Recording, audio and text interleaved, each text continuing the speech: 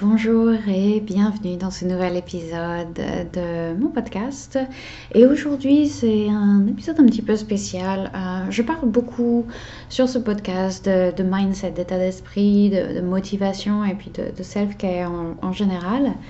Et j'avais envie de faire une petite série sur comment tout ça est lié à la philosophie du yoga et comment, en suivant quelques préceptes de la philosophie du yoga, ça peut vous aider à vivre une vie plus agréable et un peu plus douce. Et voilà, comment tout est un petit peu lié et ce que vous pouvez en retirer de connaître au moins les bases de la philosophie. Donc, pour ma part, je suis tombée dans le yoga vraiment par les postures, par la pratique physique du yoga.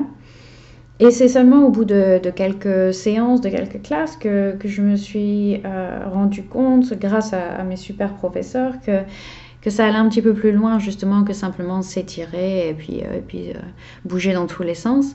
Et qu'il y avait vraiment une philosophie derrière le yoga, une philosophie qui est très ancienne d'ailleurs, qui a plus de 2000 ans facilement.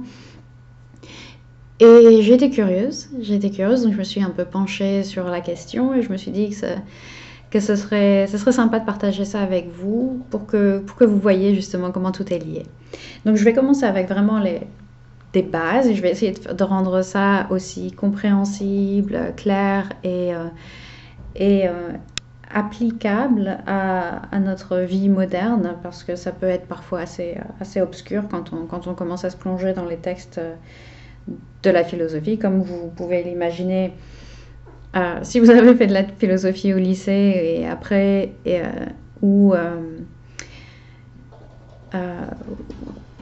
d'autant plus parce que c'est une philosophie qui est très ancienne, on parle pas de quelque chose qui est né au XXe siècle. Donc, désolé, il y a Krapsi qui saute dans sa cage, je suis désolée si vous entendez ça.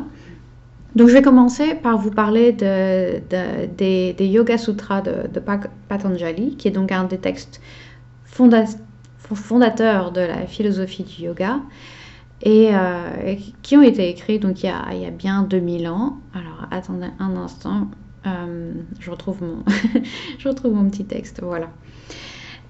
Donc ce texte des Yoga Sutras, c'est un texte qui est très court. C'est un recueil de 196 phrases toutes courtes et ça fait environ 1200 mots au total. Donc c'est vraiment pas très long, au contraire d'autres textes comme la Bhagavad Gita, dont vous avez peut-être entendu parler. Mais là, c'est vraiment super court. Parce que avant que ce texte existe, le yoga existait en tant que tradition orale. Donc c'était vraiment juste transmis de façon orale d'un gourou, d'un maître à son disciple. Et on imagine que Patanjali voulait mettre cette philosophie à l'écrit. Patanjali, on ne sait pas grand-chose de lui ou d'elle, c'était certainement un homme, mais on sait quasiment que Patanjali est celui qui a écrit les Yoga Sutras. Il n'y avait pas vraiment d'autres informations à son sujet. Et les sutras, donc, comme je disais, c'est des phrases très courtes, ils sont très laconiques, ils ne sont pas évidents à comprendre du tout. C'est quelque chose qui a été écrit il y a longtemps. Et Patanjali essayait clairement pas de faire de la poésie ou quoi. Son seul but, c'était d'expliquer le yoga de façon facile à mémoriser et à transmettre. Donc, pour les comprendre, il faut nécessairement avoir un commentaire avec. Il faut avoir la traduction et le commentaire. Et il y a beaucoup d'érudits qui ont fait ça et qui continuent à le faire. Des gens qui ont dédié leur vie à étudier les sutras et essayer de les comprendre. Et voilà, on peut en trouver des bouquins entiers de gens qui ont essayé de comprendre ce que Patanjali voulait dire dans ce petit texte. Et je voulais juste partager avec vous les deux premiers sutras. Le tout premier, c'est Hatha Yoga Nushasanam, qui veut dire « Maintenant commence l'enseignement du yoga ». Et le deuxième sutra, c'est Yoga Chitta Vritti Nirodha. Et donc, évidemment, ils sont écrits en sanskrit. Ces textes, j'ai oublié de le dire. C'est du sanskrit.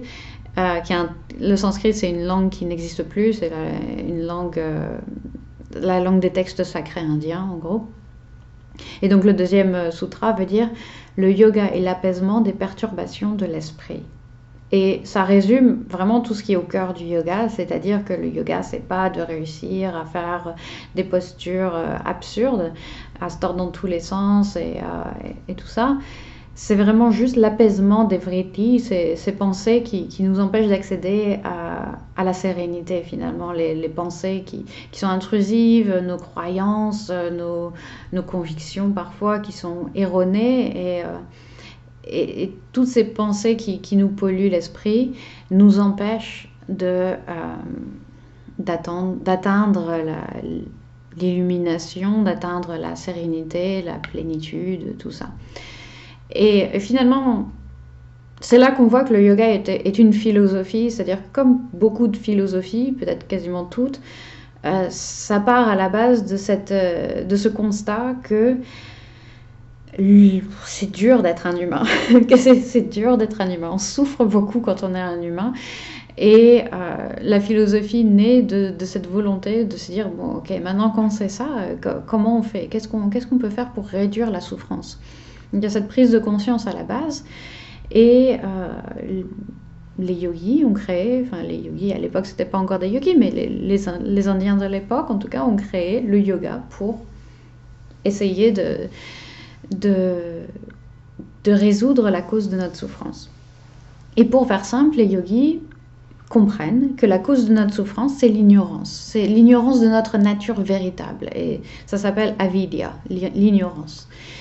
Et que pour affaiblir cette ignorance et pour atteindre un état de béatitude, la pratique des 8 membres de l'Ashtanga, donc de la pratique du yoga, est recommandée.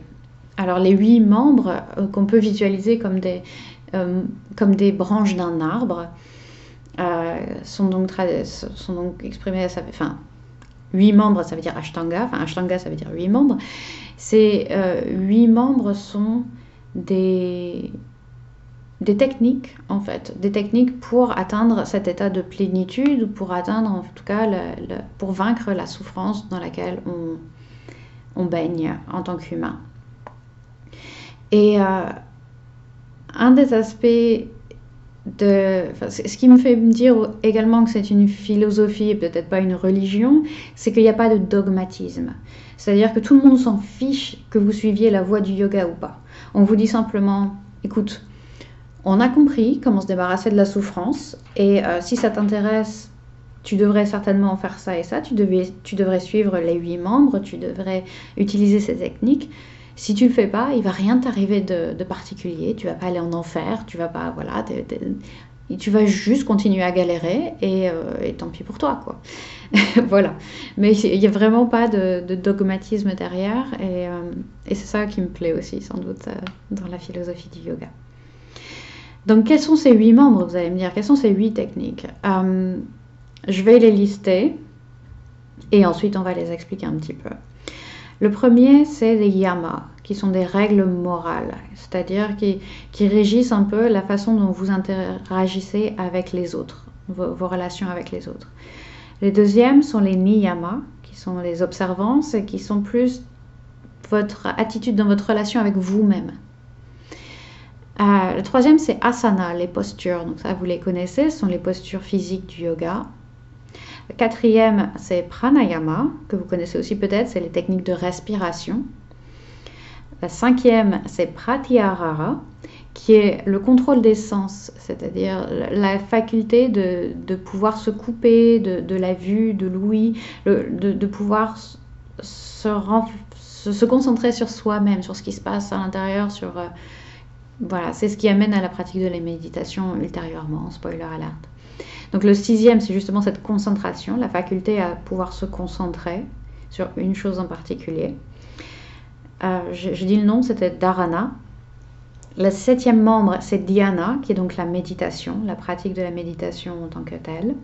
Et le dernier membre, c'est samadhi, qui est l'état d'unité, d'éveil, d'illumination, qui est cet état donc de plénitude absolue, qui n'est pas évident à atteindre, n'est-ce pas? Personnellement, je ne l'ai pas encore atteint et ce ne sera certainement pas dans cette vie. Donc il y a beaucoup à détailler évidemment dans chacun de ces membres, mais je ne vais pas le faire, en tout cas pas aujourd'hui. Ce qu'on voit quand même, c'est que asana, les postures du yoga, c'est un seul des 8 membres, et c'est même pas le premier, c'est le troisième. Et c'est intéressant de le souligner parce que quand on pense au yoga, à notre époque et surtout en Occident, on pense aux postures plus qu'à tout le reste. Donc il y a en gros les yama et niyama, donc ces règles dans nos relations avec les autres et nous-mêmes qui sont en gros une éthique, quoi, des règles pour vivre une vie en accord avec ses valeurs et avec les valeurs du yoga. Ensuite, il y a les postures et la respiration qui sont donc des choses qui sont très tactiles, j'ai envie de dire, très concrètes, voilà. Et puis, on a les 4 derniers membres qui sont donc le contrôle des sens, la concentration, la méditation et l'état d'éveil, qui sont là des pratiques vraiment très méditatives. Et c'est la moitié des membres du yoga quand même, donc c'est pour dire la place à la base de la méditation dans la philosophie du yoga. Et donc une vision un peu simplifiée de tout ça, c'est que si on vit une existence éthique, qu'on pratique les postures pour avoir un corps en bonne santé, des exercices de respiration pour apaiser notre système nerveux, notre esprit, on peut alors utiliser ça pour améliorer notre pratique de la méditation, pour finalement, éventuellement, atteindre un état d'éveil, de plénitude et se débarrasser de cette souffrance. Et voilà. Et donc c'est un peu l'idée derrière tout ça. Et c'est toute une entreprise, comme dit, ça, les yogis ne nous donnent pas vraiment une deadline par rapport à ça. Ils ne nous disent pas faites ça pendant 3 mois et ce sera bon. Non, c'est slowly, comme disait mon prof de yoga en Inde.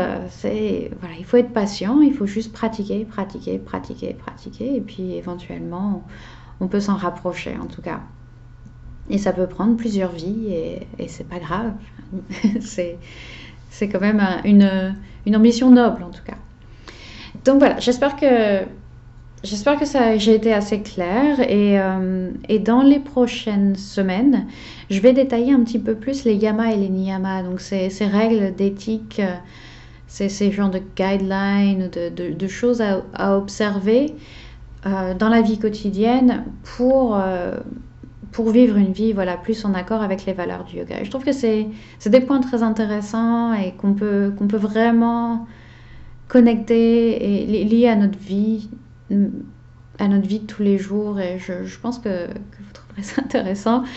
Comme dit, je vais essayer également de rendre ça le plus clair et le plus applicable dans notre vie moderne possible. Parce que je veux pas rendre ça obscur, je veux que ce soit vraiment utile et que ce soit plein de choses que vous pouvez appliquer ou au moins y réfléchir juste après l'écoute de ces podcasts. J'espère que ça vous a intéressé et que vous serez au rendez-vous pour les épisodes suivants. Je vous remercie beaucoup de votre attention et si vous souhaitez que je vous aide, que je vous soutienne au quotidien pour vivre une vie un peu plus belle, un peu plus douce, aussi bien dans le corps que dans l'esprit, je vous encourage à aller jeter un œil aux notes de l'épisode et à me contacter sur les réseaux sociaux, sur mon site, où vous le souhaitez. N'hésitez pas aussi à me poser vos questions et à me dire ce que vous pensez de ce petit podcast. Je vous remercie beaucoup. Belle journée à vous. À bientôt.